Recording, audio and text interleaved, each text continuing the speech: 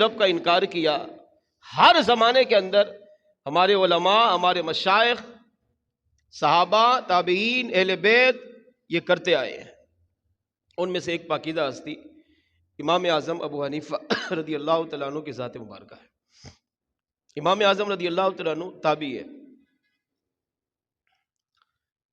صحابہ کرام علیہ مرضوان کی صحبت پائی. صحابہ سے وہ حدیثیں سنی جو صحابہ نے حضور کی بارگاہ میں بیٹھ کر ڈائریکٹ حضور سے سنی. امام اعظم ابو حنیفہ رضی اللہ تعالیٰ عنہ نے ساری زندگی یہی کام کیا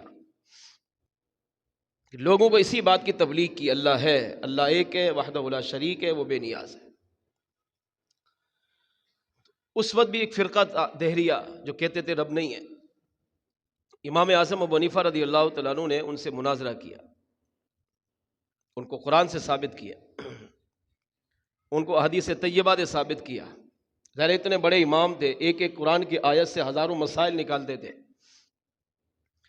پیارے آقا صلی اللہ علیہ وسلم کی ایک حدیث سے ہزاروں مسائل نکال کر حضور کی امت کو عطا کیا. تو کتنے دلائل ہوں گے، انبار لگا دیا، مگر لوگ پھر بھی نہیں مانے. یہ بھی فن ہوتا ہے کہ انسان لوگوں کے سامنے اس کے مرتبے میں رہ کر اس سے کلام کرے. کلم الناس علی قدر عقولہم، لوگوں سے کلام کرو ان کی عقل کے مطابق. سامنے والا عالم ہے تو پھر علم کا لحاظ کر کے اس سے کلام کرو، سامنے والا جاہل ہے تو پھر جہالت کے درجے میں جا کر اس سے کلام کرو. وہ بات بتاؤ جو اس کے دماغ میں بیٹھے، جس کو وہ مانے کہ اللہ ہے. مگر امام اعظم رضی اللہ تعالیٰ عنہ نے قرآن سے، حدیث سے، شریعت سے، دین سے ہزاروں دلیلیں دی ہیں، مگر لوگ ماننے کے لیے تیار نہیں. جہاں بھی جا رہے ہیں یہی تبلیغ کر رہے ہیں، اللہ ہے، اللہ ایک ہے، وحدہ لا شریک. اسی کی عبادت کرو، اسی سے پیار کرو، اسی سے محبت کرو. رب کی محبت مل گئی تو سب کی محبت مل گئی. جو رب کا ہو گیا ساری دنیا اس کی ہو جاتی ہے. رب کو پہچانو، اسی کی معرفت حاصل کرو. مگر لوگوں نے آپ کے خلاف مہم چلائی، کامیاب نہ ہوئے تو آخری حربہ یہ استعمال کیا کہ امام اعظم کو شہید کر دیا جائے. نہ رہے بانس اور نہ بجے بانسری، ان کو ہی قتل کر دیتے ہیں. جب انتقال کر جائیں گے تو تبلیغ کا سلسلہ ختم ہی ہو جائے گا. امام اعظم ابو حنیفہ رضی اللہ تعالیٰ عنہ کوفے کی جامع مسجد میں عشاء کی نماز پڑھنے کے لیے تشریف لے گئے. جب نماز کا اختتام ہوا اور لوگ اپنی عادت کے مطابق نماز پڑھ کے چلے گئے تو امام اعظم بیٹھے رہے اور ذکر و وظائف کے اندر مشغول ہو گئے. جو دہریے تھے ان کو موقع ملا، اللہ کے جو منکر لوگ تھے، اب انہوں نے تلواریں اٹھائی، نیزے اٹھائے اور دیکھا کہ امام اعظم اکیلے ہیں تو اب مسجد میں داخل ہو گئے اور امام اعظم کو گھیر لیا. اب آپ کا مذاق اڑانے لگے کہ ساری زندگی آپ نے تبلیغ کی ہے، ہم نے آپ کو روکا ہے مگر آپ رکے نہیں ہیں. اب ہم نے یہ فیصلہ کیا کہ ہم آپ کو یہیں پر شہید کریں گے. امام اعظم ابو حنیفہ رضی اللہ تعالیٰ عنہ نے آنکھیں کھولی اور چاروں طرف دیکھا تو تلواریں ہاتھ میں ہیں، نیزے ہاتھ میں ہیں، موت یوں سامنے کھڑی ہے. اور کروڑوں سلام امام اعظم کی ذات پر. فرمایا اس سے اچھی موت کیا ہوگی کہ مجھے رب کے نام پر آ جائے، اس بات پر مجھے قتل کر دیا جائے کہ میں ساری زندگی اسی کی تبلیغ کرتا رہا کہ اللہ ہے، اسی نے مجھے پیدا کیا ہے، میں نے ساری زندگی اسی کی عبادت کی ہے، ابھی بھی اسی کی عبادت کر رہا ہوں، لوگوں کو بھی یہی بتا رہا ہوں. اگر اسی کے نام پہ مجھے مارتے ہو وہ بھی مسجد میں تو اس سے اچھا موقع کیا ہوگا. یہ تو میرے لیے زندگی کی سب سے بڑی معراج ہے کہ میرا سر رب کے نام پہ کٹ جائے. ایک آگے بڑھا، اس نے تلوار امام اعظم کی گردن پہ رکھی. امام اعظم نے اس سے کہا میرے دماغ میں ایک سوال ہے، آسان سا ہے، تم اسے اس کا جواب دے دو، پھر چاہو تو مجھے قتل کر دینا. انہوں نے کہا پوچھئے کیا سوال ہے. امام اعظم رضی اللہ تعالیٰ عنہ نے ارشاد فرمایا میں بھی یہاں بیٹھے بیٹھے غور کر رہا تھا دنیا کے نظام پر. میرے ذہن میں ایک بات آئی کہ ایک سمندر ہے، اس پر ایک کشتی تیر رہی ہے، اور کشتی ساز و سامان سے بھری ہوئی ہے، یعنی جہاز ہے تو پورا لوڈ ہے، اتنا وزنی، ہزاروں ٹن وزنی کشتی پانی پر تیر رہی ہے، اس کا کوئی ملاح چلانے والا بھی نہیں ہے۔ چلتے چلتے سمندر میں طغیانی آئی، طوفان آیا، سمندر کی بڑی بڑی لہریں آئیں، موجیں آئیں، کشتی کبھی ادھر جھکی کبھی بائیں جھکی، پھر بھی وہ کشتی کا سامان گرا نہیں ہے، اور وہ کشتی سمندر کی لہروں کو، سمندر کی طغیانی کو، سمندر کی موجوں کو چیرتے ہوئے کنارے تک پہنچ گئی۔ تو ان میں سے ایک نے کہا کہ یہ کیسی بات کر رہے ہو، یہ تو ناممکن ہے، کشتی بغیر چلانے والے کے نہیں چل سکتی، سامان بھی ہو، لوڈ بھی ہو، کشتی وزنی بھی ہو، چلانے والا بھی نہ ہو، پھر سمندر میں طوفان بھی آئے اور پھر بھی وہ کشتی ایک کنارے سے چلے، خود بخود دوسرے کنارے پہ پہنچ جائے۔ کہا امام اعظم یہ تو ہے ہی ناممکن بات۔ تو آپ نے کہا تمہاری عقل اس کو مانتی ہے؟ کہا نہیں مانتی۔ کہا میری عقل بھی نہیں مانتی، کیسا نہیں ہو سکتا؟ تو کہا آپ کیا کہنا چاہ رہے ہیں؟ آپ نے فرمایا بتا کیا ممکن ہے یہ ہو سکتا ہے؟ کہا نہیں ہو سکتا۔ تو کہا نادان، پھر جب یہ ہو نہیں سکتا کہ کشتی لوڈنگ کے باوجود ملاح کے بغیر خود بخود چلے، پانی پہ تیرے، پانی کی لہریں اسے دوسرے کنارے پر لے جائیں، جب یہ نہیں ہو سکتا تو یہ غور کیوں نہیں کرتا کہ جس خدا نے اس کشتی کو یہ چلنے کی طاقت دی ہے، اسے سامان سے بچایا ہے، اور جس خدا نے اس سمندر کو حکم دیا ہے، بتا جب کشتی بغیر ملاح کے پانی پر نہیں تیر سکتی، کنارے پر نہیں چل سکتی، تو فرمایا پھر یہ سوچ اتنی بڑی کائنات بغیر رب کے کیسے چل سکتی ہے؟ کیا کبھی کائنات پہ غور کیا؟ جس سمندر کو رب نے پیدا کیا ہے، کیا کبھی اس پہ غور کیا تو نے؟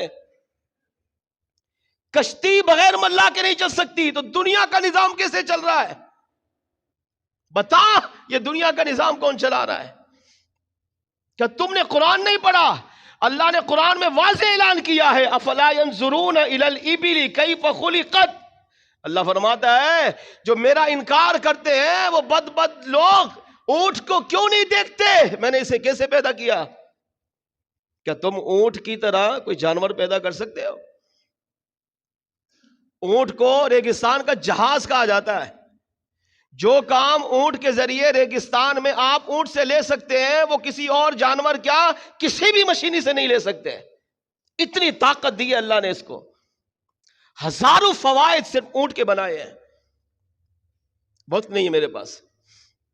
پہلے کے لوگ اپنا سامان اونٹ کے اندر چھپا کر سفر کرتے، اور جب منزل پہ پہنچتے تو اس کے منہ میں ہاتھ داخل کر کے اسے نکال لیتے۔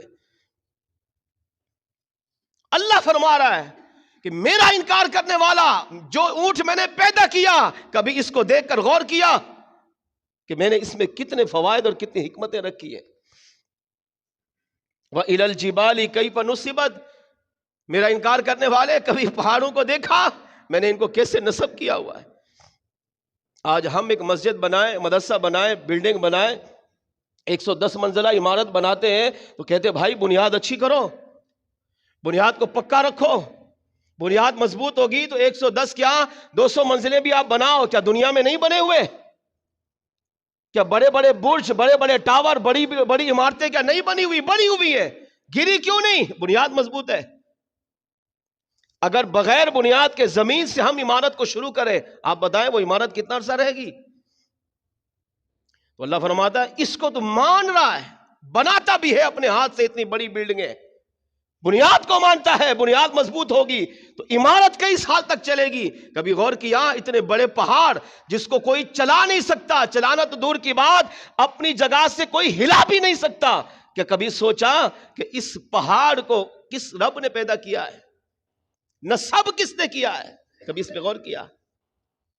اگر غور کرے گا تیرا ضمیر اندر سے جواب دے گا کہ ایک ذات ہے جس نے پہاڑ کو زمین پہ نصب کیا، اور اتنا طاقتور نصب کیا ہے کہ نہ کوئی رب کے علاوہ اسے جھکا سکتا ہے، نہ اس کو چیر سکتا ہے، نہ پھاڑ سکتا ہے، نہ اس کو ریزہ کر سکتا ہے، نہ اس کو اپنی جگہ سے ہٹا سکتا ہے۔ اگر کوئی ہٹا سکتا ہے تو وہ کریم رب کی ذات ہے۔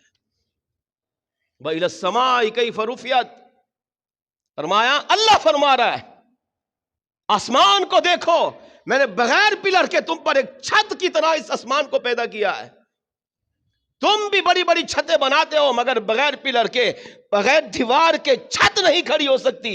کبھی غور کیا کہ بغیر پلر کے، بغیر دیواروں کے، بغیر سہارے کے جس کریم رب نے اتنی بڑی چھت کو پیدا کیا کہ جس میں ٹیڑھا پن بھی نہیں رکھا، کیا وہ خدا نہیں ہے؟ غور کیا؟ دنیا کے قرآن کے دلائل، احادیث کے دلائل، شریعت کے دلائل، مصطفیٰ جان رحمت صلی اللہ علیہ وسلم کے فرامین اپنی جگہ۔